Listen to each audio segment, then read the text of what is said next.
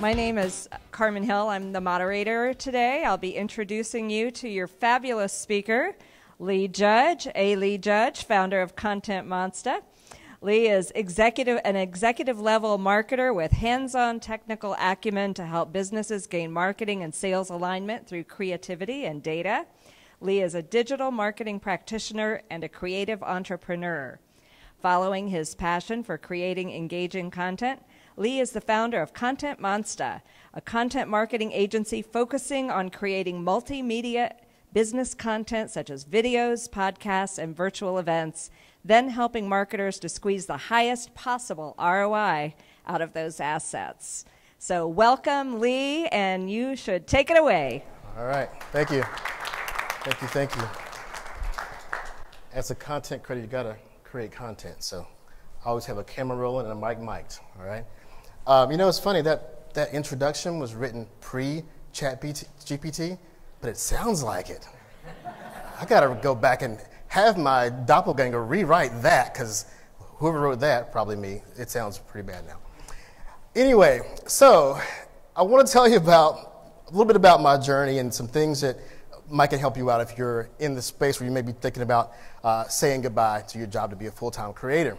I had a fun time making this image in Midjourney, because I want a guy in his suit, stiff looking, but walking out like, peace, I'm out this bee, And so that's what I came up with. It reminded me of when I was still in corporate, a friend of mine, co-worker, Chris, he and I were both entrepreneurs.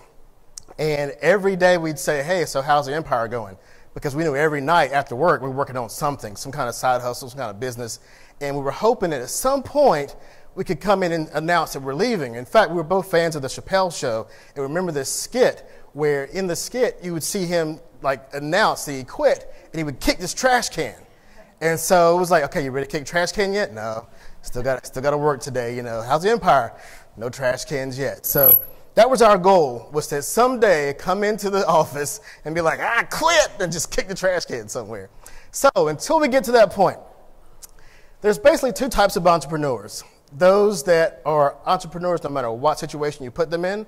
That was kind of me. I was brought up in an entrepreneurial family, and every job I had, I was always working a side hustle. I was a DJ since 10th grade, and that was a business, not a hobby. I had contracts with my high school. I've always been in business at some point or another. Then you have those who are entrepreneurs because of situation. Like you're out of a job and you got to make some money, so let me figure out something. Both ways of success can be successful, but those are kind of the two ways we typically end up in the situation. But the question I have is, are you built for it? If you're planning to be an entrepreneur, are you built for it? Well, here's the reality. Writing proposals, reviewing contracts, bookkeeping, website development, sales, marketing. These are things you're going to be doing outside of creating content or being a creator. That's the reality of it. It's a business. You got to feed yourself. You got to feed maybe family. It isn't going to be all fun and games. Oh, wait, there's more. Budgeting, revenue planning, human resources, and finally, maybe content creating, right? There's a whole lot to it. So that's the reality. I'm going to have a lot of reality checks today. Like, are you built for it? Are you ready to do all these things on top of whatever your passion is? Like, my passion is creating things, creating video, creating podcasts, creating anything that people can consume. But all this other stuff consumes most of my time now because I'm running a business. So let's talk about some of the differences between where you may be and maybe where you want to go to. When you're an employee, you can take time off. Doesn't really impact the business. At least you won't feel it because you don't own the business. But if you're an owner, either everything stops or there's going to be an impact for you being away, right? So that's something you have to really keep in mind, that once you leave, once you go on your own, things change in terms of how you manage your time. Now, even when you apply for jobs, you'll see people say, well, we want someone with an entrepreneurial mindset. I always had a problem with that because I do have an entrepreneurial mindset, and it means I'm getting out of here as soon as I can. Yeah. It didn't mean I want to help build your business. But having that mindset can help you in this case because I've always viewed my employers as my clients. Like, I've got one good paying client, and that's always been my mind frame. And I have to satisfy that client because I only have one client, and I got to keep that client. But it also means that I could fire that client and find another one. Now, I know that's maybe simplistic in terms of leaving a job and finding a job, but having that mindset helped me do a few things differently than I would have had I not. And what that was is I took on more responsibilities and did more things and became more less expendable because I thought about it like a business. And I also want to make sure that if I was going to wear a bunch of hats, they were going to be aware that if Lee leaves, we got to replace with 3 hats and not 1. So it always made it kind of hard to get rid of me. And I actually quit jobs a couple of times, and every single time they became a client. Every single time. So, in fact, the first time I quit a job, I had asked them a year before, and they said, no, we need you here full time. You can't be a consultant, whatever. Turns out, a year later, I was DJing then. I got a chance to go, it was in Cleveland. I just realized that. I got a chance to go on tour with an artist. And they said, Lee, can you go on tour with us just this weekend? And we need you to do sound check on Friday and the concert's on Saturday. And I'm like, I work in 2 offices. They won't know where I'm at. I'm just going to go do this thing. Friday night, I'm on stage during sound check, full band playing, and I'm DJing with them, and my phone's ringing on my hip from my boss. So get back to the office Monday morning, like, Lee, what happened? And I said, well, I thought maybe you wouldn't notice. Well, the boss noticed. I said, what are we going to do? He said, well, remember last year when you asked about being a consultant? How about that? I was like, perfect.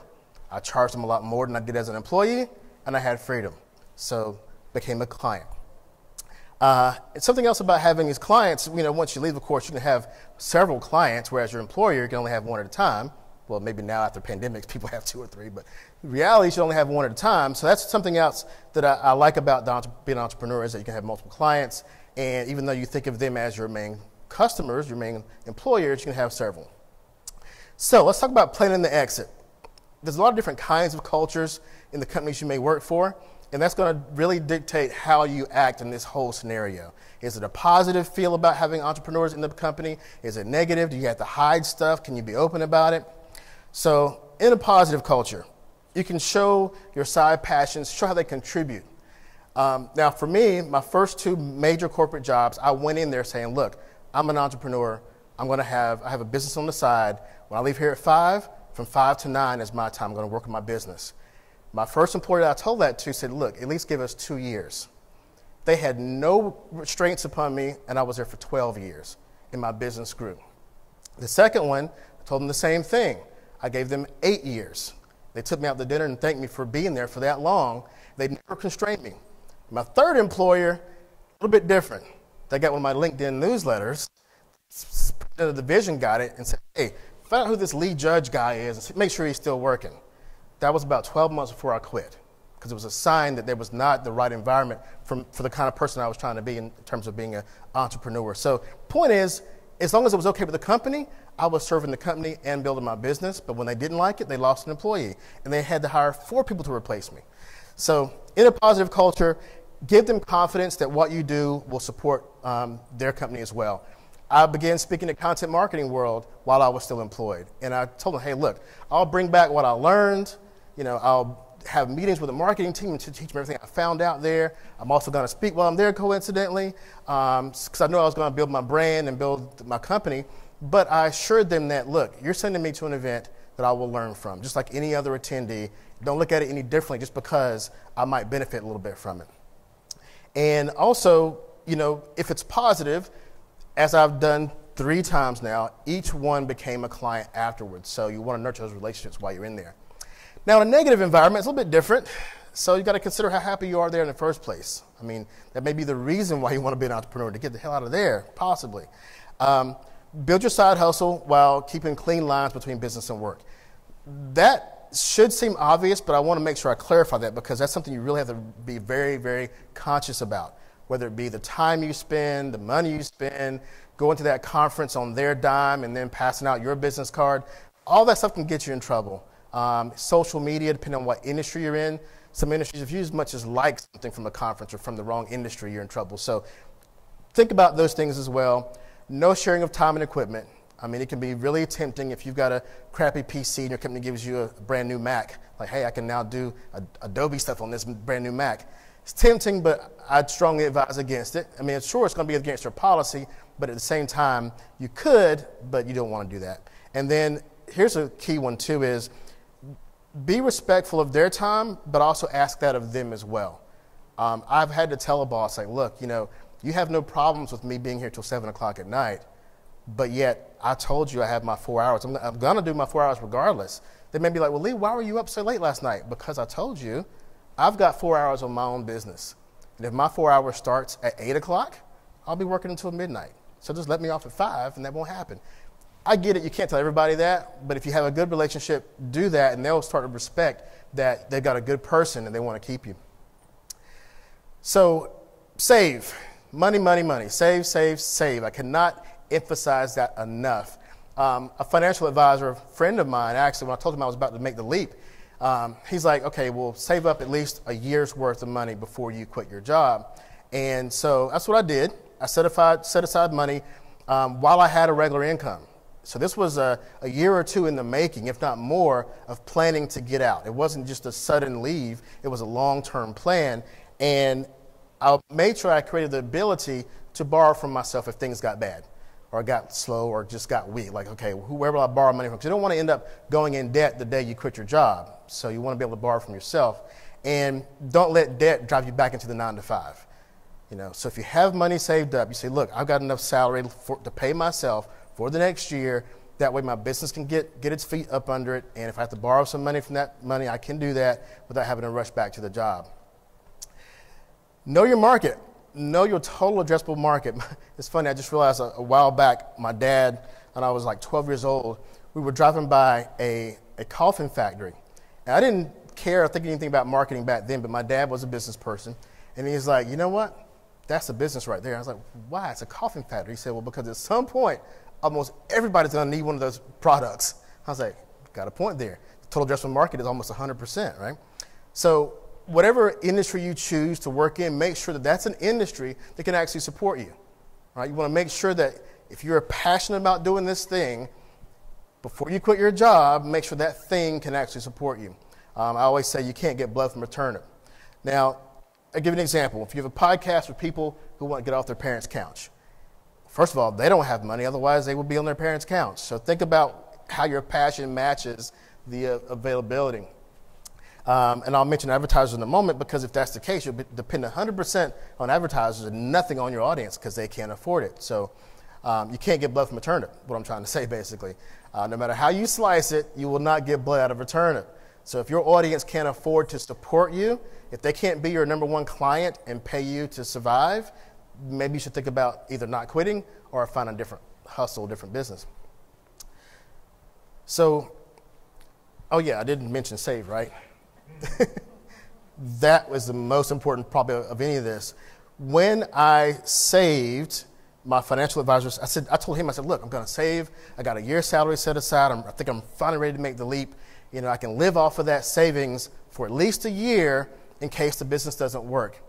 His advice to me was, no, put the money away and work on the business supporting you, right? Don't even think you have that money. That's maybe a parachute if things really go bad, but if you focus on the business, you'll focus harder on it growing and supporting you when you have to eat from it than from that money you had set aside.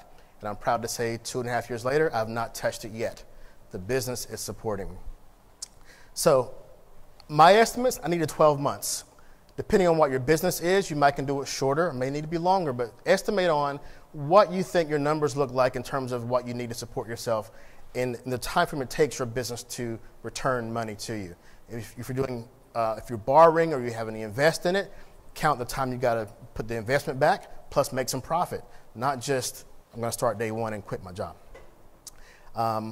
And then if your discipline isn't there to save a year or two before, that's a red flag. Maybe you're not disciplined enough to run a business on your own. I mean, it takes a lot more discipline to get up in the morning when nobody's going to tell you to, when nobody can fire you, when you feel sick. I mean, there's lots of days where I'll admit, I've done a lot less on sick days. I thought, wow, if I was in 9 to 5, I would have drug my ass out of bed, took some Dayquil, and been slugging through the day. But now I know, just as employers should know, I was probably useless that day and the next day because I didn't give myself a day to rest. So it's a red flag if you can't save. Next, whatever you're trying to sell or do, test your product first. Your passion won't pay the bills. Like, I love making videos. Making videos of me or talking about a product isn't going to pay the bills. Even if I publish a book, isn't going to pay the bills. It won't pay the mortgage. It might be a source of income, but it ain't going to pay the bills. So it's not the passion. So you want to make sure that, if no one's already paying for your service, then it's not time to quit yet. Content Monster began in 2017. I didn't quit until 2022. Right? At that point, my goal was to have at least 2 employees before I quit. I had 2 employees and 2 contractors before I quit. And then a year after I quit, which made me another full-time person on the payroll, I hired another full-time person. But the point is that I didn't make the leap until the business was working without me pretty much in the first place. Otherwise, the whole point is kind of defeated. If it can't work without me, then I'm just going to become a solopreneur anyway, right? So I kind of knew the business worked without me before I quit my day job. Something I wanted to mention, though, too, is the comparison trap. I'm always seeing these make $10,000 in 1 month or make 6 figures, this, that, and the other, and you rarely see the numbers. So you go online, think, okay, I'm going to start my business, where are some tips? And I don't think for the most part. Now, in this area, in this conference, there are some very successful creators who are doing the right thing, who can talk their numbers. But the majority of what you're going to see online, some parts of the truth are missing. So let's say their sales pitches make $20,000 in 1 month. What about the month before? The month after? Did it cost you $19.8 to make it? That part they're not telling you. So don't get caught up in the make 6 figures situation, because the math typically isn't mathing. Make 6 figures. Okay, well, there's your 6 figures. That's the figure where you can safely say, if you wanted to move from one location to another, you probably could anywhere in the country if you're making that amount. Then you got to figure in, you got to do business. It costs software, people, whatever it's going to cost you. You might have to borrow some money. There's maybe a credit card here or there. And then at that point, you might as well keep your job. The math ain't mathing. You leave a $70,000, $80,000 job, and now you're making $40,000. And I didn't even put taxes in there. So, you make sure that whoever that person is who's giving those numbers, that it just isn't a headline or clickbait. So, sell till you scale. And this part for me is like, make sure that before you quit, you actually have proof that what you're doing is viable. And if your business can't grow without more people, then maybe that's a sign that it's time to scale. Like for me, there was, like I said, 2 people, 2 contractors. It was at a point where I needed to be there more to help with the selling part of the business. And I found out, okay, well, we're ready. It's sustaining itself. To get some growth, I need to be more involved. I can't be there part-time or just at night. That was the sign that it was time for me to leave the job. So scaling could mean hiring contractors, injecting more AI. I mean, before AI was a thing, Content Monster was born with a ton of automation. I mean, I had every type of automation available to me at the time. In fact, someone said, Lee, you put out so much content. You're a content monster. I was like, aha. That's where the name of the company came from. Of course, Monster was like $6,000 domain name. So it's Monster. It was like $11. So that made more sense. But yeah, it was a lot of automation and still a lot of AI. We still do way more. We punch way above our weight because I'm so bullish on AI and automation. So scaling could mean quitting to become a solopreneur. It could mean joining your team like I did. The team was already there. I quit to join them. But don't do any of those until you actually need to do that to make more money. If the company's growing and making money without you, maybe you can keep that salary in the day job and keep managing the company. Now, let's talk about paying the launch. This is my personal opinion and through experience. Don't let ads and sponsorships be your first source of income. It will be one, hopefully, but it shouldn't be your first. You need predictable income, right? You need something you can actually sell. Because ads and sponsorships require both the advertisers to be willing and your audience to be willing. If you don't have an audience yet, then the advertisers aren't willing. So that's a tough place to start as a content creator. content entrepreneur when you don't have either of those things. So you can't say, well, this person, again, comparison. This person has so many subscriptions and they are paying them for this and this and this. That's their day 100 versus your day 1. And then it's not predictable, right? You can't control anything about your revenue if you're depending on a sponsor. You can't control how your audience fluctuates. You can't control what a sponsor is willing to pay for you. You just have no control. So it shouldn't be your first stream. Instead, start something tangible. Like for us, we did video production. Before pandemic, it was actually in-person video production. We set the price. We can predict what the market looks like, who's around. We could have some vague sense of forecasting for what we're doing. For us, the pandemic was one of those cases where it helped our company in terms of the market share, because we, in 2018, tried to figure out how to do things remotely. Because I got a bad back, as you know, Brian. I got tired of hauling equipment around. And we began getting video projects further and further outside of Atlanta. And so finally, I'm driving back from Chattanooga, Tennessee, and I'm like, you know what? It's got to be a better way to scale this company than to be everywhere. Plus, I already had like 25 years of DJing, hauling equipment. So I'm like, this loading my truck up for every gig is getting old. So we began studying remote everything, remote podcasting, remote video production. We had it down to a science. Pandemic hits. Suddenly, everybody needs that because they can't be places. And so things kind of hockey stick for us on doing remote production. So that's where that came from. The point is, that we had something to sell. We could say, okay, we have X number of customers who we are charging. We chose the price to charge X number of dollars. We knew that if we keep these X number of customers for the next year, we can predict what our forecasting, what we'll make is. Advertising would not have done that for us. So you set the price, you control the quality of your product, and you get paid for what you deliver if you have a tangible thing versus advertising. Okay? Productize to stabilize. This was about a year or so in when we realized we began doing podcasts on it was still more project-y, because we had been doing video as projects, because videos tend to be more project. Like, hey, we have a company, we need to do sales kickoff, video production, whatever. It's a project. But then we realized that was also very unpredictable. It was spotty. It was, seasonal. And so when we went to podcasting, we began doing subscriptions to say, hey, here's a monthly fee for doing your show, and that made it very predictable. We had to add in churn, of course. Companies come and go, but it made it more predictable. And then we began to package it to say, okay, and this is also an internal learning thing too, because when you go from subscriptions or go from services, we tended to personalize or customize every customer. And as we grew, it got to be pretty impossible, because it's like, okay, did this customer get transcriptions, or did that one get transcriptions? Or do they get 5 social clips or 2? It got kind of crazy. So we said, okay, now we're going to make a product. This is what the product is. They can get these packages. And that helped us quite a bit in terms of focusing on what our customers were, what our offerings were, and how to scale, because now we can talk about it in terms of package 1, package 2, instead of customer with these 10 different things on their menu. It got kind of crazy. So you need to make some business commitments like software, hardware, subscriptions. That's what drove us to the subscriptions and the packages, because we realized that HubSpot has us on the hook for the year, but yet our customers are on the hook for the month. Like, that's a problem, because how do we know we can pay HubSpot a year from now? So we began introducing the same time frames for our customers as we were on the hook for our software subscriptions.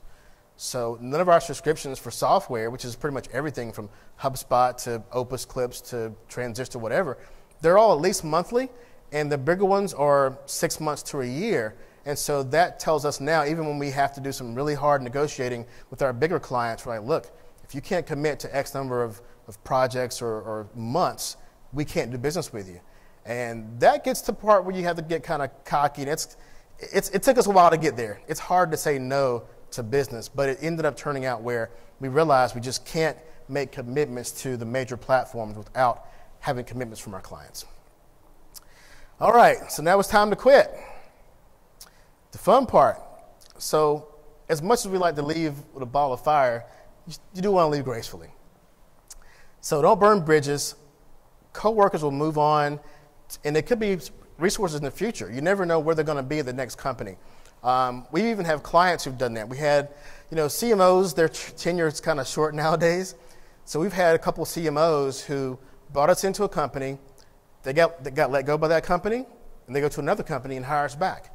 So at least we're net, the same customer. So even with people who I've worked with in the companies I've worked for, they've left and grown and got other jobs, and they've become customers. So nurture relationships. I've even had actually former bosses who went to launch companies and came back to be customers. So that's very important.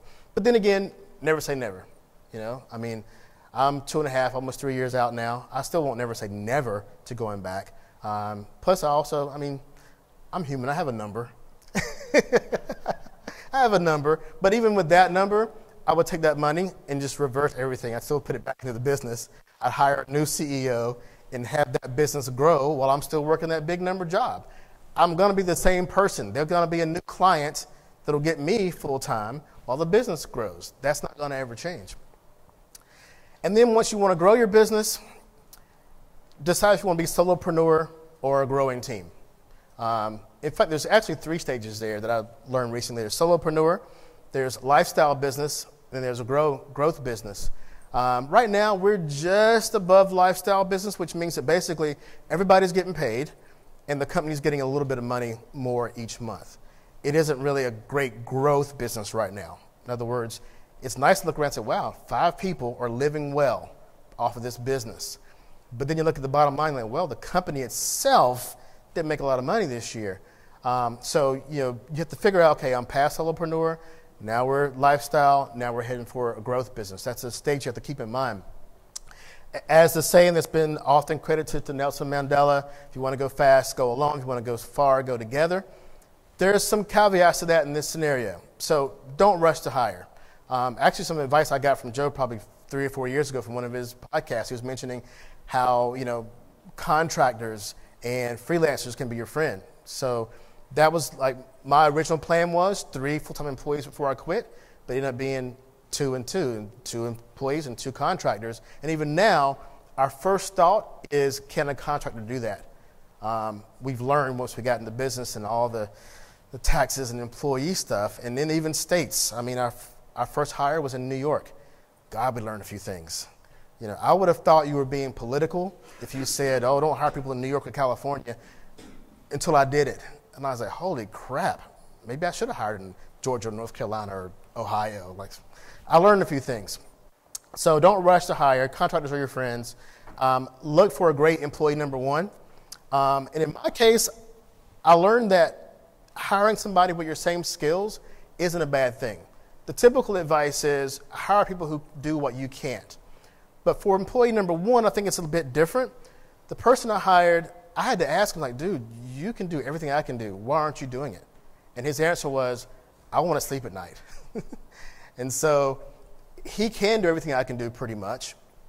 And that's why I actually probably sleep more at night because I have him. And I can actually be here and the business is still running, right? So whether it's editing something or doing a sales call, he can do both.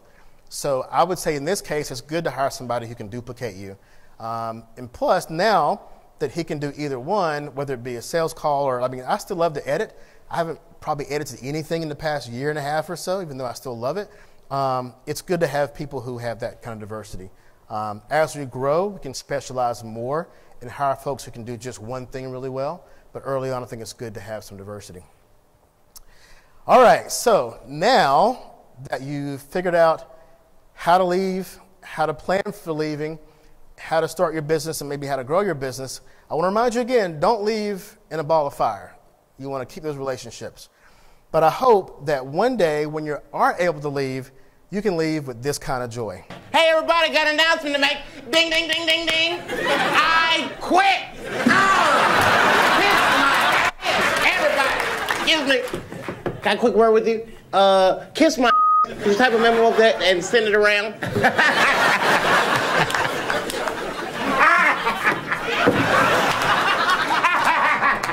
I quit.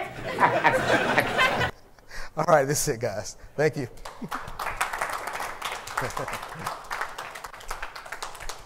Any questions? I'm sure we have time. Lots of times. Good. I'm glad nobody wore shades and hid to come in here because I know Joe gave a talk similar to this a while back, and he was worried that everybody would hide and not want to be seen in the room. So I won't take any selfies with anybody, just in case you're looking to quit. Yeah, so if we do have time for questions, Okay. and so yeah, if you have one, yeah, I'll bring the mic over. When you were productizing, how did you do your pricing? So one of our main reasons for productizing was because we were saying no to customers that were below our white glove service. So we said, what can we strip out of the white glove and make it a product that we could hold to and never change? In other words, what could we do that we could deliver a good product without having to say, well, maybe we should give them some more phone support or, have a little more white glove. We had to have it to a place where we knew it was a good product, but we also could be hands off. Otherwise, it's not a product, it's a service, right? So that was the key, and it's always going to be fine tuning. We had someone, and for us, it's also a downsell. Like if a client can't afford our regular white glove service, we'll say, look, we do have this product. And the difficult part I will say is, though, we're used to giving white glove service. So when someone has the product and they ask for something else, it's hard for us not to bend because we're used to, right? So it's hard to not respond to every email immediately or have phone service or all those things that actually cost us more. But that was the impetus of it, was to get it down to where they could pull out their credit card and just buy the thing instead of having a sales cycle and white glove service and those kind of things. Did I answer your question? Because that was our process of getting there. I think so, yeah. Yeah. Thanks. Lee, you brought in a twist that many of us haven't encountered, which is the delightful position where former employers are clients. Yeah. But as I was listening to you talk about it, I was thinking about how when someone's grown up in their household and they move away to college and then they move back in the house, and that's difficult for both generations, because some new patterns have to be established to break the old ones. Yeah. So I'm interested if you have any comments on, like it could even be a nice problem of them saying, we want you so much and we want you in particular, or we want your company so much and we want to be this much of your overall client base. They don't get to do that. Okay. You're in charge now. You are the captain now. They don't get that chance. I'll give you both examples. So the first one I left, the one where I said I had proposed it a year before and they said no. So when I left, I basically said, okay, well, I know all the things that need to be done. In fact, what I was doing for them then was, aside from marketing, I was responding to all their RFPs. I was getting them like government contracts, and I knew how to do that, easily. So I said, look, I'll continue to do these things, this, and this. I will not do that, and that. I think I probably had a few hats, and I said, I'll wear these 3 hats and none of those hats. It was a contract, and that's how I approached it. The next time we were doing video projects for them, and they just had more projects. And it would have been done in-house, this guy. But I said, we'll continue to do the projects. It's just be under these terms with these prices. And I gave them prices instead of clocking in. I mean, so yeah, that was the transition, was I am the captain now, and now we have a contract. It was an employee contract before, now it's a business contract. Yeah. Anyone else? Anybody else? Yeah. I'm going to go fast without falling down. Not as far away as you can. All right, I need my steps. Yeah, hi. You mentioned in your talk that you have a company that provides a good living for 5 people, but on paper, the company doesn't look as good as it is. Yeah. And I was just wondering, was that a conscious decision to build that kind of company versus one that you could sell later for maximum acquisition price? That's a really good question, because when I first set out to start the company, I read all the startup books, and they were all software and tech and start with the end in mind to sell the company. And I'll admit, I don't have a great exit strategy. Because, first of all, my son's interested in it, so I have some legacy there. And we are putting away money for savings and buying other incomes. I mean, I might buy a property or something. So it's spreading out in terms of personal, income. And so I don't have a plan on selling it, although I already have offers, believe it or not. So I think for us, as long as our numbers are straight, I could pull out a P&L any day and show it to somebody and say where we've been, where we're going. And as long as I have that, if I decide to be in a selling state, and I think also too, one of the advantages is we have no debt. So lots of companies have great profit this year, but then they have debt or they owe people. We don't owe anybody. So if we don't make a lot of money, but we still made money, being profitable with no debt is better than profitable with debt. So in that case, our P&L looks pretty good. Yeah, everybody can get paid, payroll gets made, the company makes a little bit of money, and there's no debt. I'm happy. Yeah. Any more questions? All right. All right. Thanks, everybody. Yeah, if you